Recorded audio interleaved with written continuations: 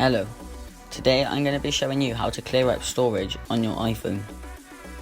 If you're trying to download an app and it says you can't because your storage is full, this is how to get rid of storage. So firstly you'll want to go into settings, then you would want to swipe down to general. Next you will want to go down to where it says iPhone storage, click on it. This will take a while to load. When your storage is full, it will show you all your apps and how much storage each one is being used.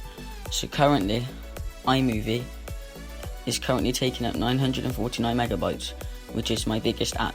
Then Record It, then YouTube, and then Gmail.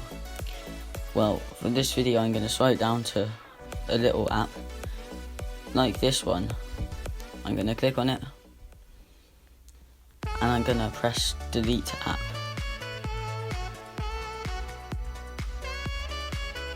Now, when I go to the top, my storage is now at 18.7 gigabytes out of 32 when it was before at 19. Thank you for watching. I hope this was useful.